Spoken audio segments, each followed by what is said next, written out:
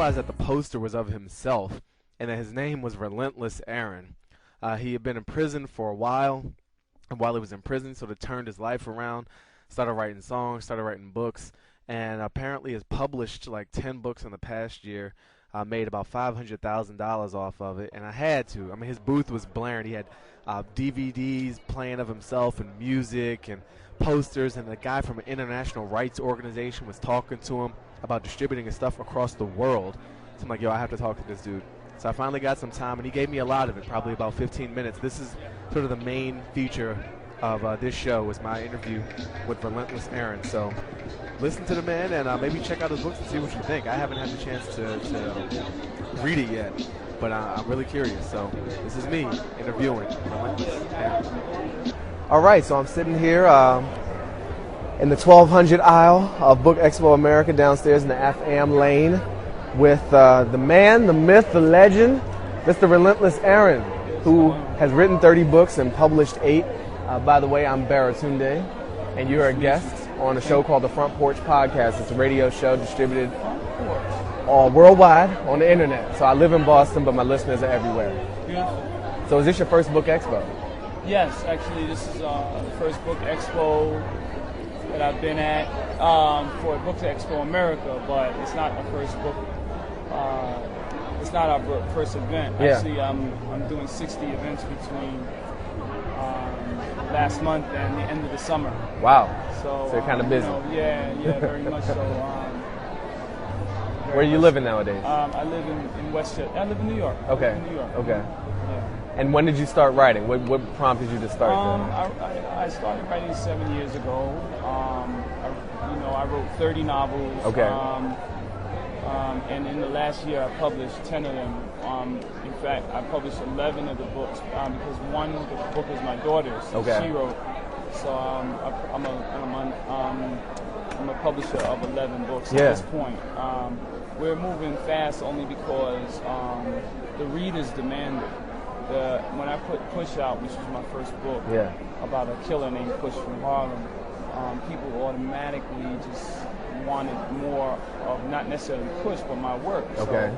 So since I had 30 written already, books that I wrote in prison, I had to fire the next book out, and after that I fired the next book, and now it's rapid fire for the last year, but I'm slowing down now only because I want to write some other books as well, but in addition, I have like 30 books more that I have in me to put out, but I'm going to release 2 or 3 books a year. You're like the prince of book writing. Well, it takes me 2 weeks to write a book at this point. I think. How many pages are we talking? 300-400 pages, 500 pages. It's really about mastering your craft. I tell people all the time, and I walk the walk, that when you master, when you study enough about something, when you practice enough something, you can become the best at it. And how did you study the art of not writing a novel? I had to read 1,000 books first. Okay. And the best books are not necessarily written by black authors. Okay. So I read 1,000 books. The best writers, the best crime writers, the best writers on corruption and deceit. And from that, I was able to understand how they did it.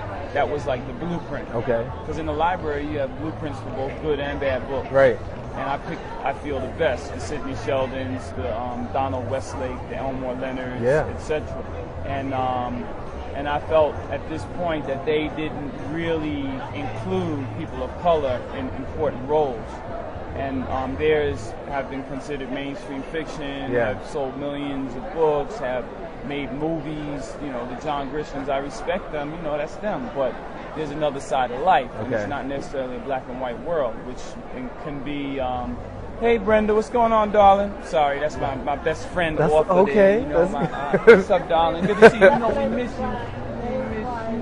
Well, we were looking for something more sexier. I don't know, Brenda L. Thomas, author of Threesome. Oh Lord! I don't know if do it to me like that. If listeners, you cannot see it, but the temperature just rose a little bit. Anyway, wow. So you asked for it. I asked for it now. woo, it's going down up in here. You get a little real estate. Women don't know how to act. Yes, please. My house is. My house is your house. So your booth is her booth. People were talking about me. Yeah. Oh God. So anyway, what I was saying was that basically I stayed focused and I mastered my craft, and I really studied it day after day, and I wrote every day, and I wrote 30 and 40 pages a day. Okay. I changed my lifestyle. Yeah. And now you changed your lifestyle from what? From being unfocused, from not having a purpose in life, from because there's so many temptations out here in life that you really can be pulled left and right, whether it's a woman or whether it's money or whether in my case it was I was involved with some corruption, some financial corruption. So I had to I really had to be snatched out of life. Away from bills, away from those temptations, and at that point, that's when I started. That first day of prison, I started writing songs. I wrote 4 songs a day. And after I wrote 400 songs, I started to write books. Write the books. The first book took me a year, and I got better and better at it to the point that I know he told me I got a lot of fans out there. Oakland, they can put you on a serious tour. Okay, I got his number. All right. Thanks a lot, dog. So I finished writing. I got tired and bored of writing the songs and started writing books. And like I said, the first book took me a year to write. And after that, I got better and better. Now it takes me 2 weeks to write a book. So Now you say your readers demand you to kind of accelerate the pace. Who do you think your readers are? Man, I have grandmothers, and I have young kids, teenagers, you name it, white and black. It's crazy. I think that my attraction, my magnetism is my level of awareness. More so than my color, and I believe that my level of awareness matched with my own life experiences, as well as my study of the craft, has put me at the top of the game. You understand that? I think that's the science. I'm looking at it because this is like the first time I really took a perspective at it since you asked me. It really is the level of awareness, the experience, and the mastery of the craft. And in a lot of cases, writers don't get that type of time to devote to those issues. Your level of awareness is going to grow as a result of your experiences. So I've been in the Marine Corps. I owned a few topless clubs. I ran and produced a TV show. I was involved with high finance. When I say high finance, I mean billions of dollars. And I've been involved with these things, and they bring experiences to you and awareness so that you now can advise folks. And so I guess in my books I advise, I entertain, I educate, all of that. Now, by measure of success, how many books do you think can you estimate you sold? In my first year, this is the first year I published. I came home from prison 18 months ago. Congratulations, by the way. Thank you. And I put 10 books out in the last year. A year ago today, I had 1 book. And we did over $500,000 in retail sales in my first year. Wow. Who's buying? What stores are buying them? What types of stores? Well, we're in the Barnes and Nobles and the Borders. But Amazon is doing a lot of sales for us. But we do a tremendous streets marketing here in the tri-state area. We have our own niche markets. I go into the male strip reviews. That's where the women are. I go, even though my market's not necessarily women, I go to gospel plays that are let out. I grind in the streets where most traffic is. They're coming out of subways, I'm there. They're going into subways, I'm there. And do you have a team of people doing this as well? I'm assuming you can't mostly sell beautiful women. it sells. Sex sells definitely. I realize that, and mainstream America realizes that. And you know what? Being sexy is really about looking good and feeling good about yourself. You know what I mean? And when you're looking good and you're feeling good, it exudes. It sends a message to other folks, and people are attached to you. And that's really what it is. So where are you going now? 500,000 books, 10 books out, 11 books out, and 19 more in the hopper. What's next? Well, publishers are coming at me now. I just had another publisher came at me. They realize I have a brand. Yeah. I just spoke with Kevin Lyles, Def Jam and whatnot. And, I think I was right behind you in line. Yeah, he's immediately, call this dude. Yeah, I get that all the time. Okay. But, talk is cheap. It's a matter of doing it, and I'm going to the next level. Last year I was working out of a backpack, a knapsack. I had one book.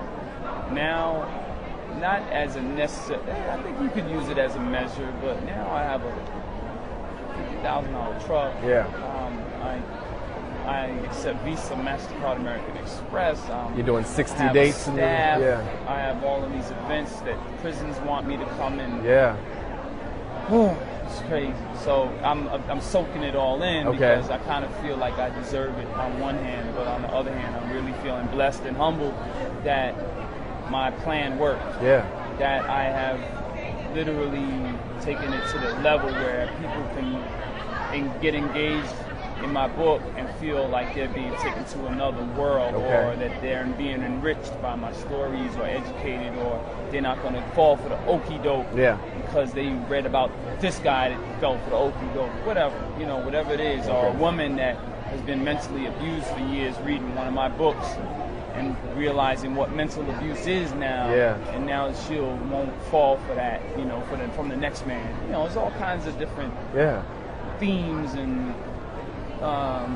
undercurrents to my books, and ultimately I hope to teach them not just the reader, but also I'm publishing other authors now. We have 22, 23 authors that we are bringing books out by. Great. And so we're going to increase the brand tenfold. Now, so next year, my space, my real estate might be about 4 or 5 times. I look forward to seeing you in DC next year. What do people call you? Relentless. Relentless. All right. You know why? I don't think there's a man or a woman on earth that's written and published as many books, but most importantly, that have not published this many books in the short amount of time that I have. Right. And that really speaks to me. And sold them. Right. It's not just that you published. People can write all kinds of things in their basement that nobody sees. Exactly. Daddy owns a press. And you just print books and just to see yourself on the cover. Yeah. But no, I'm selling books. Right. So people are listening to this. How do they find you? Where do they buy your books? How do they find out about your brand? Are you online? I have a website. Okay. It's relentless. Excuse me. You don't know. I know. Selling books since 2 in the morning last night, and I'm here again 7. They can go to Relentless. Relentless Aaron with 2 A's. But they can Google me. Okay. And the website will come up. Do a web search on me. You'll see what everybody's talking about. Go to Amazon. Do a search. You'll see what everybody's talking about. Okay. These books are captivating. They're not. They don't take your imagination for granted. They're very, very, I call them toe curling. And then also I have an 800 number, so they can get in touch with me. Okay. Yeah, I'm glad to. This brother is tired, y'all. He's been hustling in a good way. It's great. You mind if I take a shot of you? No. And let me do one more. Solid, man. Very, very nice. Thank you for the time. Right. Get back to business. And that was Relentless Aaron, y'all, here at Book Expo America, New York City. June 4, Saturday, 2005. This is Baratunde, the Front Porch Podcast, signing off. Peace. So was that or was that not like a pretty interesting interview? He had so many things that were just, he was like, yeah, when I wrote 400 songs, I finally decided. It's pretty amazing. But, I mean, $500,000 later is no joke. And you can buy his books in, like, Barnes & Noble. And obviously go to his website. I think it's, the name is perfect for him. The man called Relentless, yawning during the interview, working really hard in a good way, away from this life of corruption he described. And so I'm just curious to see where he ends up.